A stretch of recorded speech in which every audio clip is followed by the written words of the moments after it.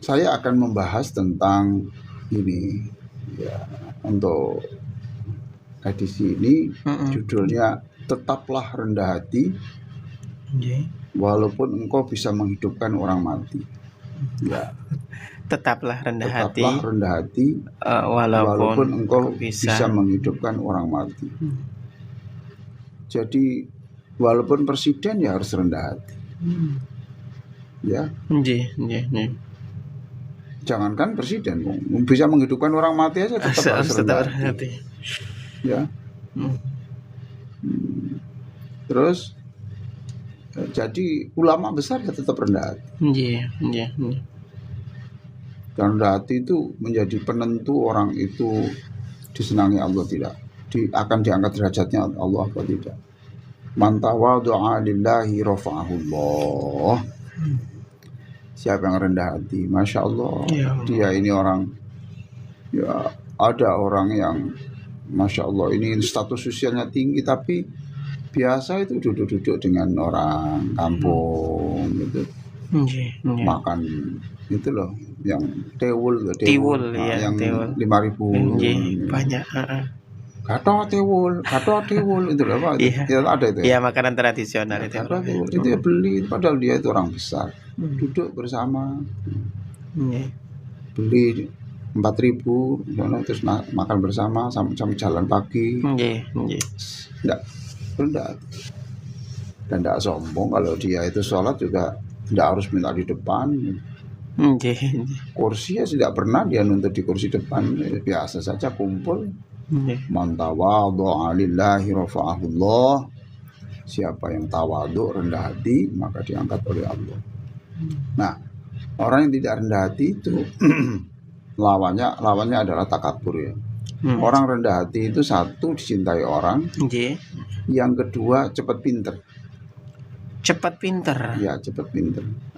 Hubungannya gimana ya, Bro? Kalau cepat pinter? Ya, karena banyak ilmu. Ya, itu dikatakan oleh Abdul Wahab Asy'arani dalam kitab Tanbihul Mu'tarin gitu. Sebab kalau orang itu tawadhu, itu begini toh. Dia umpamanya dia kiai besar, ulama tinggi, tapi dia mau tanya kepada santrinya, kamu tahu nggak hadis ini ya, gitu ya.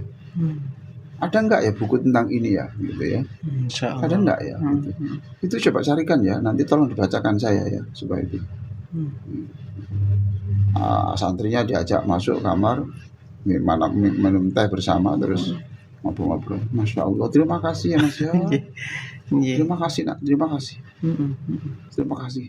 Kamu anak pinter. Senang. Senang sekali. Loh itu toh. Jadi tetaplah rendah hati walaupun, apalagi ya jangankan begitu. Engkau itu bisa orang mati kamu doakan bisa hidup itu loh. Tetap rendah. Jangan sombong. Jangan merasa besar.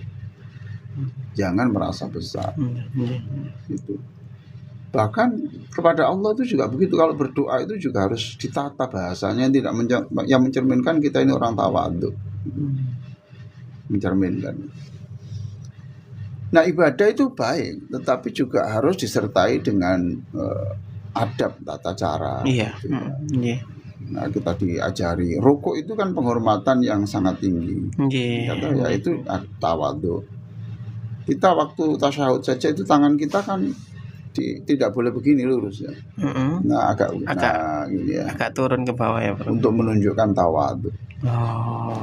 Tawadhu. Nah, hadis katakan ketika tasyahud itu jari-jari Nabi, ibu jari dan ini seperti angka 5 loh kan gitu. Ini kan 5 tuh. 5 Arab ya, Prof ya. Itu tawadhu. Tetaplah rendah hati walaupun engkau bisa menghidupkan orang mati. Sampai ada kata-kata Ibnu Athaillah ya. Inna masya'nu fi wujudit talab. Inna masya'nu anturzaqqa husnal adab ya. Masya'nu fi wujudit talab.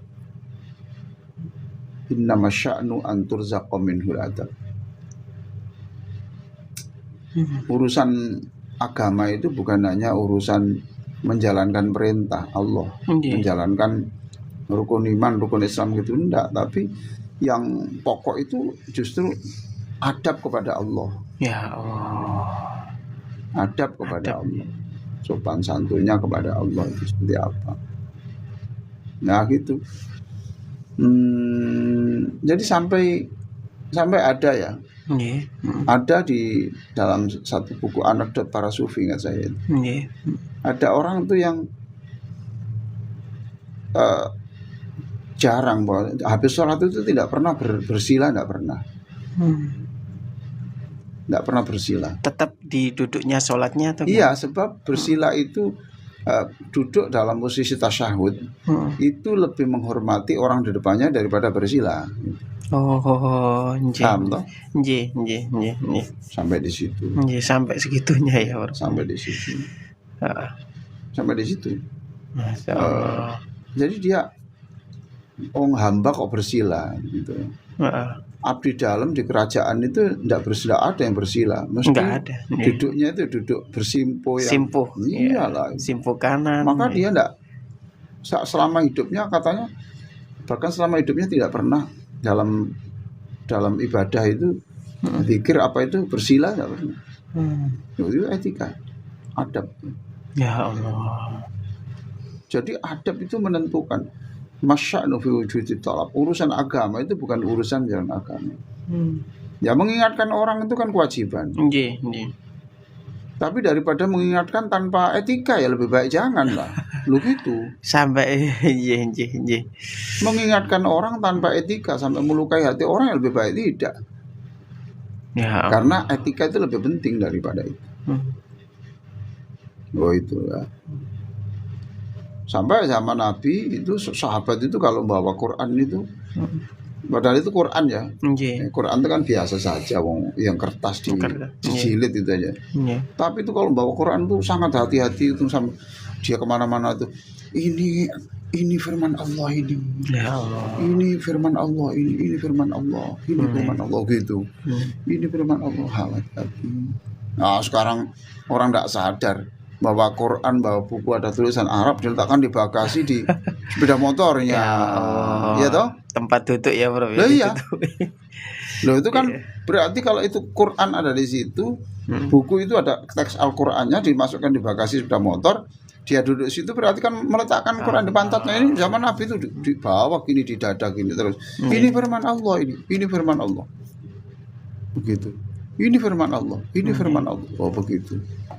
Masya Allah, etikanya itu sampai di situ. Jadi etika itu penting. Memberi orang baik, tapi kalau memberi orang sampai nanti itu kemungkinan akan diungkit-ungkit ya lebih baik jangan. Iya. Memberi orang ya harus sopan.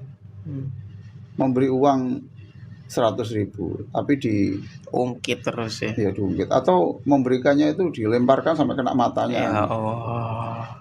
Ya lebih baik saya nggak diberi toh daripada seperti itu. Ya. Itu yang pertama. Ini di dalam buku ini ya, doa-doa kesembuhan dan mutiara penyemangat. Terus kuatkan percaya diri meskipun orang memandangmu hanya dengan mata kiri. Kuatkan percaya diri meskipun orang. Kamu tuh tetap percaya diri aja. Tampillah dengan percaya diri walaupun orang itu memandang dengan mata sebelah. Ya, apa ini? Meremehkan ya, meremehkan. Memandang mata kiri. Tetap aja percaya diri, biasa saja. Kalau orang meremehkan engkau, enggak usah dijelaskan dengan kata-kata. Tunjukkan dengan prestasi yang nyata. Masya Allah. Melarat kuliah macam-macam, diam saja, tidak usah apa-apa, percaya diri saja. Nah nanti suatu saat tiba-tiba dokter, ya. Lalu anaknya yang menghina itu jadi mahasiswa. Murid ya, mahasiswa. Malu ya, setengah mati ya, Bro. Malu karena tindakannya sendiri, ya. Ya Allah. Percaya diri. Oh bisa apa dia ini? Tidak usah dibantah. Ternyata badannya kurus, krempeng, Gitu. Gitu. Akhirnya dia lari menang dia. Nah, yang lain kan memang kurus kan lebih ringan. Iya. Ya Kurus kan lebih Allah. ringan. Ya, lari cepat. Loh, kaget dia. Nah itu ya, jadi tetap percaya diri walaupun orang hanya memandang dengan mata kiri. Ya sengaja gini lah jadi. Apa gitu. Tetap saja. Masya Allah. Terus yang ketiga itu apa itu? Tetaplah ceria meskipun badai menerpa. Gimana itu, Prof? Itu halaman 68. Tetaplah ceria meskipun badai menerpa. Nah itulah yang dalam buku saya, bersiul di tengah badai. Bersiullah dengan nyanyian-nyanyian terindah walaupun kamu di dalam badai. Kenapa tersenyum? Iya, sebab di dalam pusaran badai itu Allah tetap bekerja merancang masa depan kita. Merancang masa depan kita. Maka saya yakin banjir yang ini, banjir di Sumatera ini yang menghanguskan seluruh makhluk, lantahkan semua rumah dan bangunan itu, insya Allah nanti itu akan dibuatkan pemerintah yang baru. Amin. Tenang saja, dong itu kehendak Allah, mau diapakan. Nah, kita yang harus membantulah begitu ya. Berapapun kita bantu, ada donasi itu kita. Yang terakhir apa itu? Tetaplah manis. Dan tetaplah manis meskipun di tengah keadaan yang pahit. Wah, ini gimana ini, Bro? Ya tetap manis meskipun keadaan tengah pahit. Ya gimana? Ya sudahlah, kondisinya begitu, ya tetap manis saja. Manis artinya apa ya? Dia berpikir positif saja. Ini jangan dikira loh ya, saya sudah bisa mempraktekkan semuanya. Gitu. Sekali lagi saya belum bisa seperti ini, tapi saya mengajak bersama-sama bisa menjadikan hidup yang dengan cara-cara seperti ini. Insya Allah.